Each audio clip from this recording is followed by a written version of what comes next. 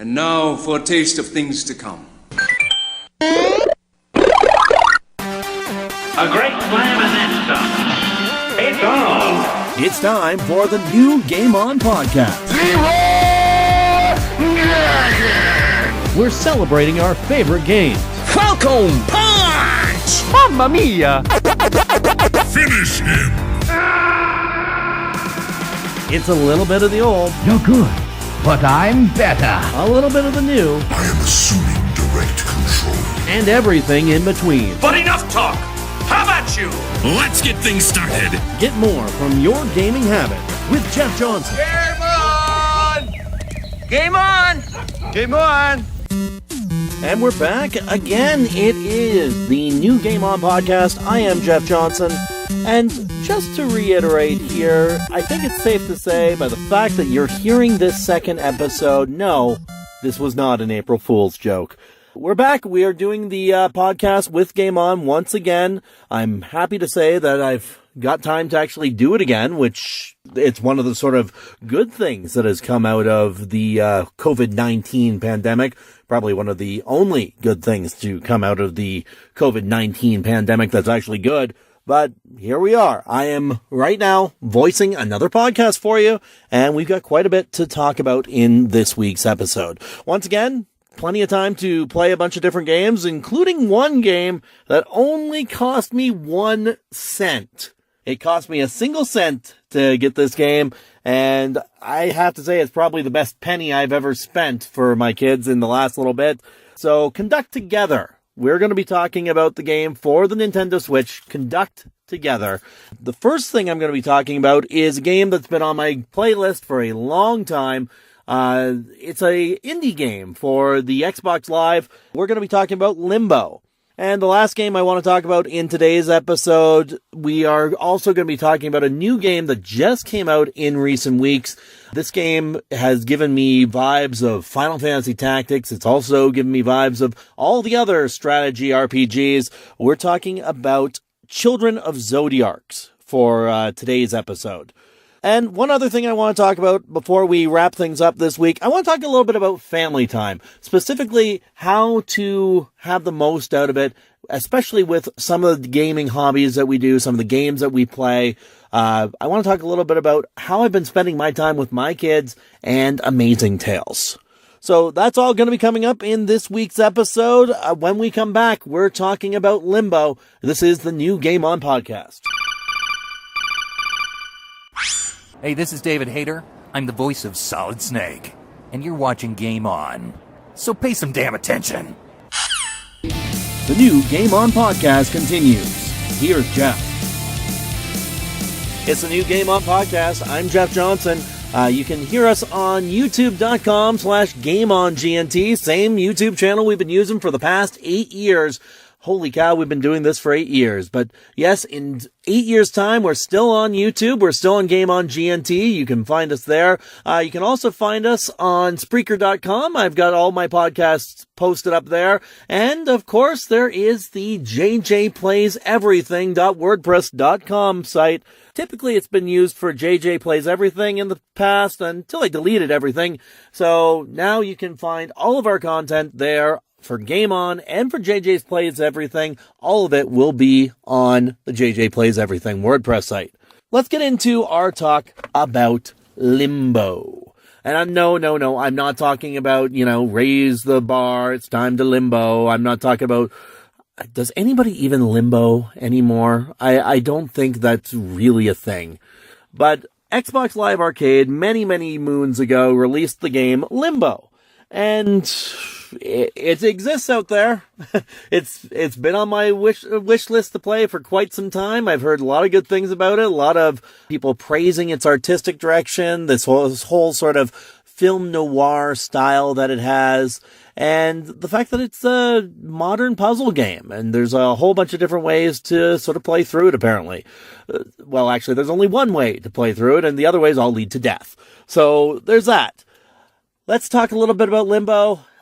Right off the bat, I can tell you right now, my thoughts are probably not going to match up with all the different reviews that came for this game, because I didn't get much out of it. I hate saying that because I wanted to get a lot out of Limbo. I did. I really wanted to enjoy this game. It's just I didn't. I enjoyed sort of the puzzle nature of it. I got a good chuckle out of the fact that every time I turned around, there was another bear trap. I don't know how there's so many bear traps everywhere. I even had a bear trap fall out of a tree on me at one point, and I'm just like, well, why is there a bear trap there? Why is this thing here? But long story short, Limbo is a game that's got this whole sort of film noir style. There's no talking. You're playing as basically what looks like a shadow of a boy moving left to right, trying to get through all these different puzzles. There's anti-gravity puzzles, there's gun puzzles, there's a giant spider that chases you throughout a good chunk of the game, and that's actually part of the puzzling that happens. Like I mentioned, there are bear traps. Yes, there are a lot of bear traps, and they are there. Rope puzzles, there's also just gear puzzles, there's a whole bunch of things that revolve around timing, like electricity, or also, again, those aforementioned gun puzzles, the ones that are just machine gun turrets shooting at you if you get in their line of sight.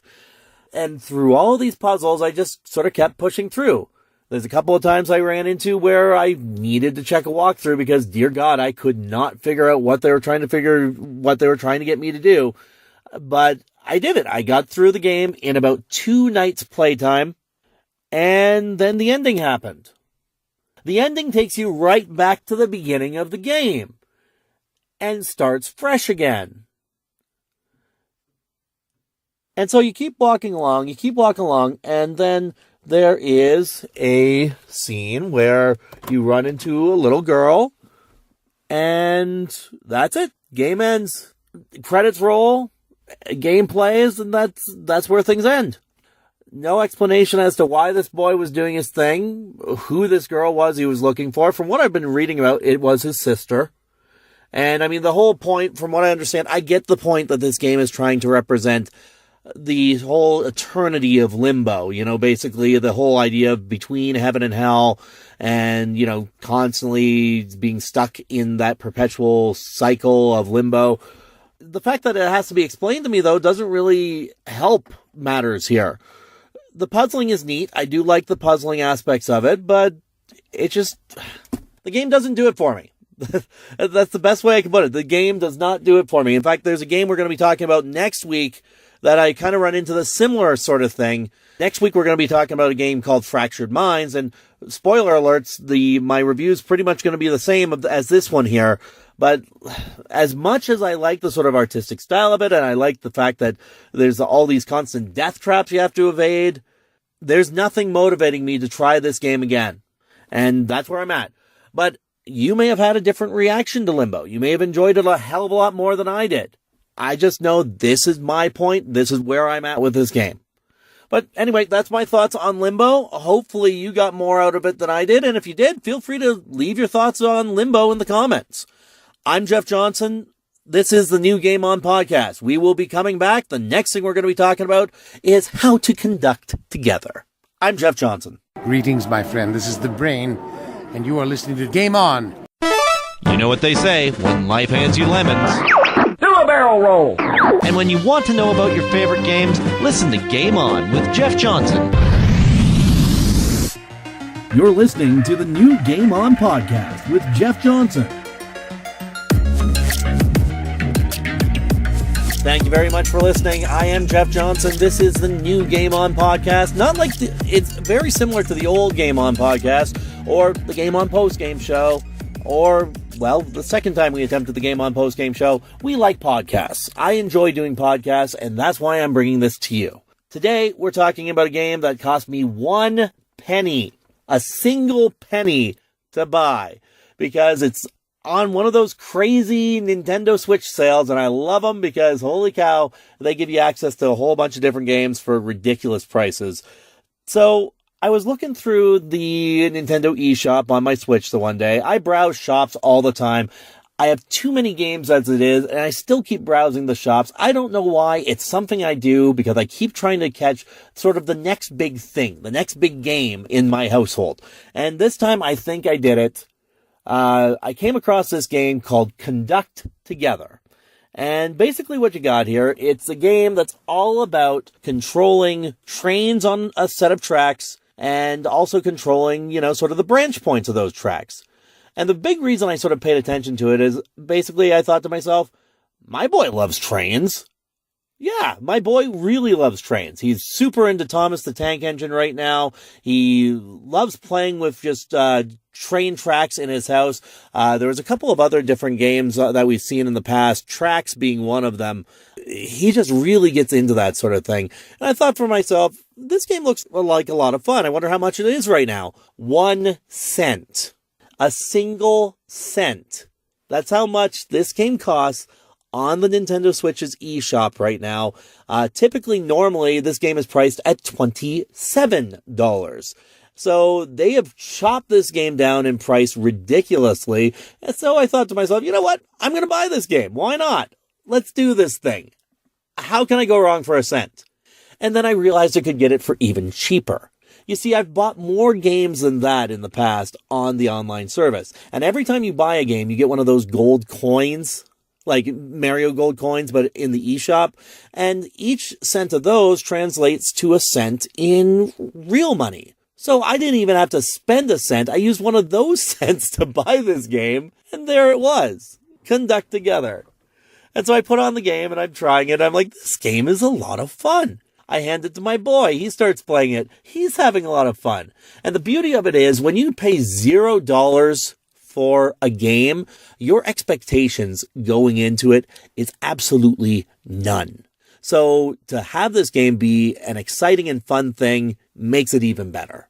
So we're playing this game. For the record, have you ever watched Addams Family? Addams Family, where basically Gomez Addams has all the different trains going around on the tracks and they crash into each other and do the big explosion. That's Conduct Together. That is the best way I can describe Conduct Together, because you're directing these trains, and if you direct one of them wrong, they're crashing into a bus, they're crashing into a freight train, they're crashing into one of your other trains, because yes, you control multiple trains at the same time, and then there's a big kaboom. Your job in this game is to finish each track on each of the different map layouts. As you finish those, you can get yourself new trains to drive, which, awesome. My boy loves collecting trains, so this is a fun thing for him. And as you get more money, you can unlock more maps, which give you more tracks to do. And by the money, I mean every time you let a passenger off at one of the train stops, they give you a single $1. And the more passengers you let off, the more money you get, and the better off you are to buy more of these things. So it's almost a never-ending cycle of trains, which makes it a lot of fun. So, yeah, that's kind of where we're at with this. I'm having a lot of fun with it. We've sort of unlocked about 4 different levels at this point. We're still playing into it as we go. It's kind of hard to really get too far into the game, mainly because my reflexes are starting to slow as I get older, and the kids really just have a lot of fun with it and don't really are looking at unlocking it. They're just looking at making more trains crash. So that kind of makes progression a little hard. But I'm planning on keeping playing with this game with my kids. I know they're enjoying it. I know I'm enjoying it. So if you got a cent, or if you got one of those gold coins, I'd suggest downloading Conduct Together on your Switch, because it's a lot of fun and you will have a good time. So that about wraps it up for this topic. Next up, we're going to be talking about another game on our list, and this is another new game I picked up for the Xbox One. I'm talking about Children of Zodiarcs next, and we'll be talking about that very soon. This is the new Game On podcast. I'm Jeff Johnson. You're listening to Game On. By the way, you just lost the game. Mendoza!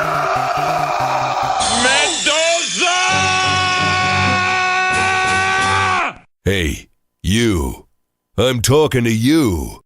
This is Duke Nukem, the biggest badass in the galaxy. And if you know what's good for you, you'll listen to Game On. Enough said. You're listening to the new Game On podcast. Now back to the couch with Jeff Johnson.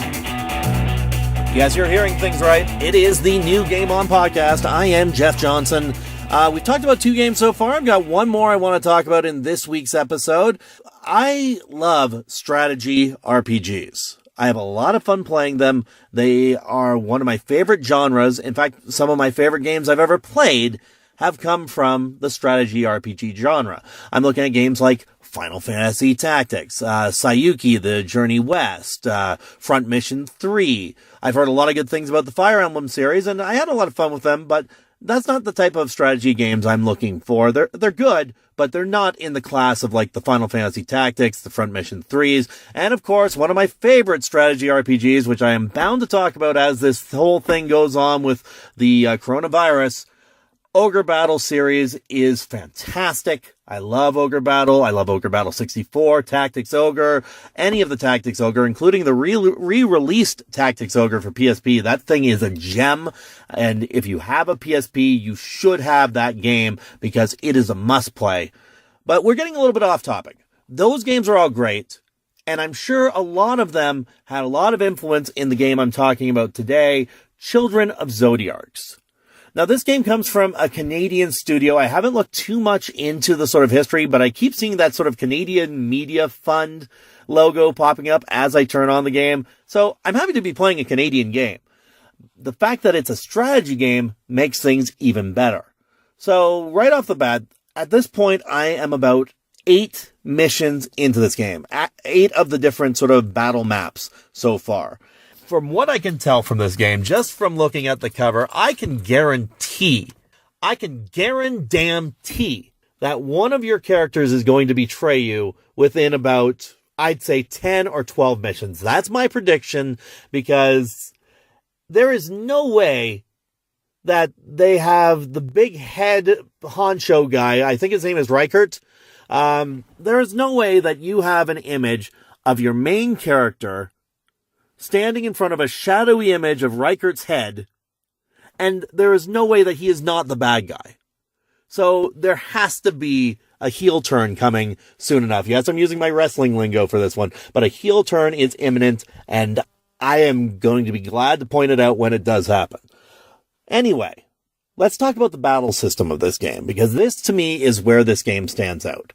First off, it is the same sort of tactical RPG grid system that you see. Your character has a set number of spaces they can move. If you attack an enemy from behind, it's called a backstab, and they cannot block it, and they cannot do any sort of counterattack to it. It's your typical sort of RPG stuff. Where things are different, though, is how your moves are determined. So every single one of your character's moves are determined by playing cards. And so the way it works is, before you go into a battle, you organize what moves your character has by basically organizing their deck. And you have to have a certain number of cards in your deck before you go into a battle. So you can get healing cards, you can get sort of status effect cards, you can get attack cards, and as those cards actually level up, those cards also get special effects added onto them. So when you attack, you could make your enemy character drop a card from their hand, or you could put a status effect on them, or you could put a cursed dice on them. And yes, I say dice because we're coming up to that in the next part. Every single time you choose one of your cards, you then have to choose which enemy you're going to hit. The same style that happens in every strategy game. Where things change, though, is when you select your opponent that you're going to hit, or you select your ally you're going to heal, you come to the dice roll screen. Every attack in this game requires a dice roll. And so the way it works is you press one button to sort of grab onto the dice, and then you got to move your control stick really quick to do the sort of motion of throwing the dice, and then you let go of the button, the dice get thrown, and whatever symbols pop up is what sort of affects your move in this. So if you get like sort of the gemstone one, it increases the power of the attack that you're doing, or it increases the amount that you heal. If you get the card symbol, like there's basically a symbol with a couple of cards on it, you get to draw an extra card from your deck after you complete your attack. There's also one that gives extra actions. There's one of them that is shaped like a heart that heals your character when they attack, which is a fantastic one because it means I have to do less healing moves as well. And also, this is where the extra strategy comes in, because if you roll an extra action, you can do another extra action. You can do another attack. Or if you're not close enough to another enemy to do another attack, you can always choose to draw more cards, getting more cards to attack with next time you have a move. This battle system is really inventive. And to me, this sells the game to me. It is a new system, a new way of doing this whole strategy RPG thing, and it's great. It is really cool. I really like that because it's like I'm playing a board game. It's like I'm playing a Dungeons and Dragons, or I'm playing like a Risk. It is fantastic. And for that reason, I'm going to keep on playing this game. So, and I mean, the whole setting of it kind of reminds me of how Final Fantasy Tactics started up. Actually, it's probably closer to like how Tactics Ogre started up. Because you have sort of like the ruling hierarchy above you, and then what ends up happening is you've got your sort of characters in the slums that you gotta build up to sort of take on the government and basically take things over. Here, you've got a ruling class of sort of barons and royals who don't care about the people in the slums, don't care about the kids in the slums. And then you got, I believe his name is Reichert. If I'm screwing that name up, I do apologize, but he's sort of this big ogre of a man who's raising kids in the slums, and it's the kids in the slums that you're playing as who are basically taking the war to these royals, taking the war to them, stealing their stuff, and stealing these items called Zodiarcs. The Zodiarcs are basically the Magellan of the story, the MacGuffin of the story, and they are the ones that have the sort of magical power that sort of gives this game its sort of oomph. Like, basically, this is what gives people their special abilities, these Zodiarcs. And so, at this point, I don't know where the game is going. I don't know what the sort of overarching story is going to be. Like I said, I see a heel turn coming. I see that I have a feeling that one of your good guys is going to go bad.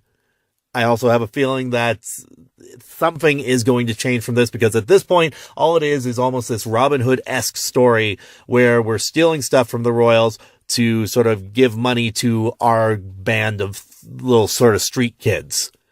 And that's interesting, but I want to see where it develops. So, system-wise, this game is incredible. If you like strategy RPGs, I'd give it a try.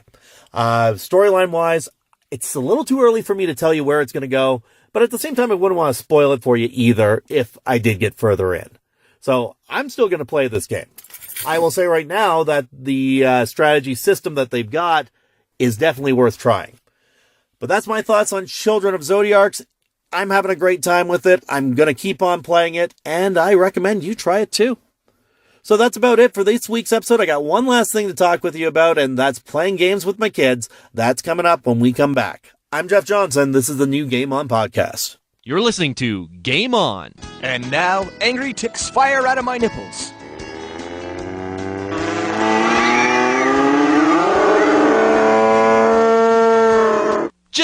Just listen to the show. Who comes up with this crap? Game On, your new favorite podcast on today's drive to work. Mamma mia! We set high standards here. Here's Jeff. And this is the new Game On podcast. I am Jeff Johnson. One last thing for me to talk about with you as we end this week's episode.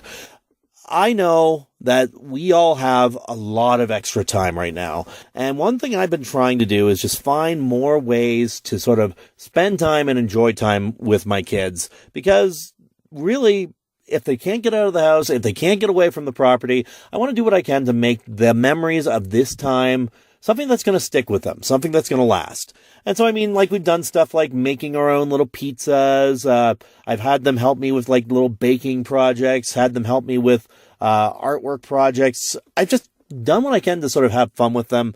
One thing that has really filled that time and has been a real blast with them long before this whole situation happened and right into this now is a game called Amazing Tales. Now, Amazing Tales basically is Dungeons and Dragons for kids, or role-playing games for kids. Basically, there are characters that they get to make, like you can use pictures that have been provided by the coloring books, or you could get your own pictures, or get the kids to draw their own pictures of a character, and they're going to take them on adventures. And this game operates on a 4-dice system. It uses a D6, a D8, a D10, and a D12. For my kids' games, I've been adding in a D20 as well, because they like to bring along little animal friends, sometimes a tiger, sometimes a bird, sometimes a cow. I don't know how a cow figures in, but hey, that cow's destructive. He knows dig. So there's that. Anyway, I let the kids use a D20 for the animals to do moves, and they have a blast with that. Basically, the way the battle system works, or the problem system works, because not everything involves battles. Basically, there can be fights, there can be secrets that you have to uncover, there's sometimes... Basically, the game is limitless because it's all about the imagination. It's up to basically the game master, who typically is myself, to sort of control how the story goes and present new obstacles and new problems that the kids have to deal with. And then they have to use one of their 4 abilities to solve that. Like, to give you an example, one of the characters that my daughter has made is this fairy knight character. So one of the moves is a magic sword, and then she's also got flying abilities, and she can also talk to animals. And so each of those are on one of her dice, like on either her D6 or D8, D10 or D12. And whenever a situation comes up that she can use one of those abilities, she just has to roll the dice and say what she wants to do. Now, the way that this resolves is when they roll the dice, as long as they roll over a 3, then they will succeed in their action. And from there, we just take the story and continue on. And it's a lot of fun. So at this point, one of the things that my daughter has been doing is a lot of the time when she's been coloring pictures, she's been turning them into Amazing Tales characters. Like the other day, I brought it home a whole bunch of pictures of like paramedics, firefighters, ambulances, fire trucks, stuff like that. And so she colored in a firefighter picture, and then on the side of that, she wrote down all the abilities of this firefighter. And the cool thing about it is, because, I mean, I haven't done this game with them just yet, but the cool thing about it is, Amazing Tales has a number of different maps, like a number of different settings that you can work with, and one of them is Rescue City, which they recently just did up the whole booklet for. So, like, they've got sort of character classes in there for them, like ambulance, police, firefighters, stuff like that. They've got sort of story sparks, story ideas to sort of get you going. And I'm thinking, now that my daughter has drawn a firefighter character, we can take her through a full adventure in this sort of Rescue City setting. So I will say this much, the big reason I wanted to bring up Amazing Tales as well, not just because of what my kids are doing, but because of what Amazing Tales creators are doing. If you go to the Amazing Tales Facebook page, what they have been doing since all of these sort of lockdowns and quarantines have begun is releasing a once-a-day story starter. So, like, basically, they give you sort of a template character, they give you a full idea for what the story is going to be, and then they have some potential obstacles that it could come up in this story. Some of them have been space, some of them have been pirates. One of them that I did had this dungeon module to it, where there were 3 dice that could be rolled, and then each of those dice rolls created a different room in the dungeon, which the kids had a blast with that.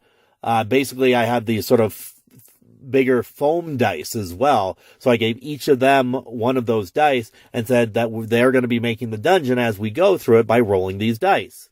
And they had a blast with that. They had a wicked time with that. The other thing I found was in the sort of coloring sheets that are available for Amazing Tales, there is a blank character sheet. So, like, it's got the form of the character sheet, but they don't have any actual characters on it.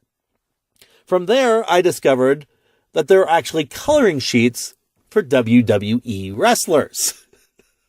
So I decided to make Brock Lesnar into a Amazing Tales character.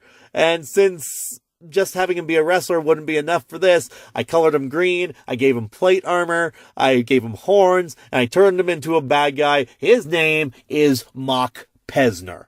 And that's right there makes this game 100% worth your time. It's just a lot of fun to play. Actually, I got one of my friends who's been recently organizing adult Amazing Tales games because it's just wicked getting the opportunity to play this game with other adults. Kids have a blast with it. Adults kind of twist it. And that's where things get interesting. But yeah, Amazing Tales is totally worth it. The kids love it. We're having a blast with it, and it's really helping during these times of quarantine. So to the creators of Amazing Tales, thank you for making that game. Thank you for having a good time with it. And also thank you for putting out these once-a-day stories. It's fantastic to see. That about does it for this week's episode. I hope you've enjoyed listening. I'm Jeff Johnson. Be sure to join us next week. I'm sure I'm going to have more games that I've played at that point, and we will talk about them then. In the meantime, this is the New Game On Podcast, signing off for another week. You've been listening to the New Game On Podcast with Jeff Johnson. You can find more content from Game On Facebook and on youtube.com/GameOnGNT. And don't forget to check us out on Spreaker for all your podcast needs. And now, back to binging Lord of the Rings. It's my precious.